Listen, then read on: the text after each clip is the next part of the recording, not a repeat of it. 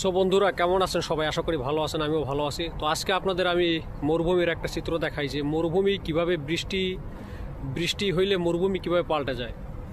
তো এই যে জায়গাটা দেখতে পাচ্ছেন, এই জায়গাটায় কিন্তু এই গাছগুলো দেখেন এই যে মারা গেছে।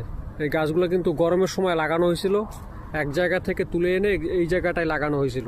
তো গাছগুলো দেখতে পাচ্ছেন প্রায় সবগুলোই মারা গেছে। একটা দুইটা ফুল গাছ মোটামুটি টিকে আছে, এই যে খেজুর গাছটা টিকে আছে, তার পাতা সবুজ দেখা যাচ্ছে। আর ওই সামনে একটা গোলাপ ফুল গাছ আছে, ওটা মোটামুটি টিকে আছে। তো মানে কিছু কিছু ফুল গাছ দুই তিনটা টিকে আছে, আর দুই একটা বড়ই গাছ। আর বাদ বাকি যে গাছগুলো দেখতে পাচ্ছেন সবুজ, এগুলো সব বড়ই গাছ।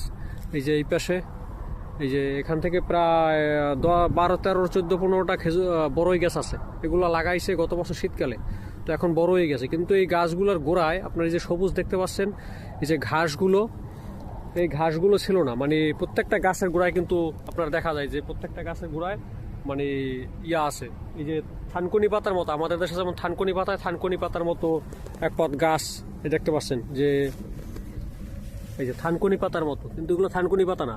এই টাইপের গাছগুলো এখানে হয়েছে, মানে যদি আমরা শাক বলি এক প্রকার আর কি। তো ওই যে গোলাপ ফুল গাছ একটা, তো এই প্রত্যেকটা বড়ই গাছের গোড়ায় কিন্তু প্রচণ্ড ওই যে ঘাস হয়েছে। তারপরে এই শাকের মতো ওই যে থানকুনি পাতার মতো গাছগুলো হয়েছে।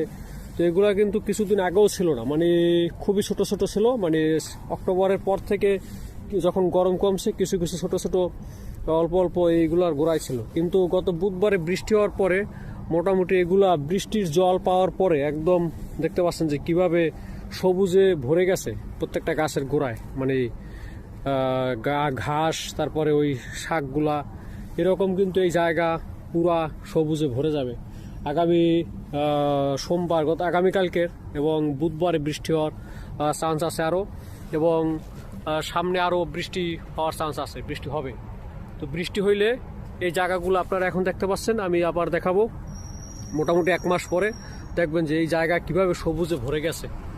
তো এটি হচ্ছে মরুভূমির সৌন্দর্য। মানে শীতকালের দিনে আপনার এই সৌন্দর্যটা উপভোগ করা যায়। মানে কুয়েতে গরমের সময়ে আপনার যে একটা কষ্ট, গরমের সময় যে একটা রুদ্র রূপ দেখা লাগে মরুভূমির, মানে সেই শান্তিটা শুধু শীতকাল আসলে পাওয়া যায়। আর শীতকাল আসলেই শুধু আমরা বৃষ্টির আশা করি যে কবে বৃষ্টি হইবে, কবে বৃষ্টি হইবে।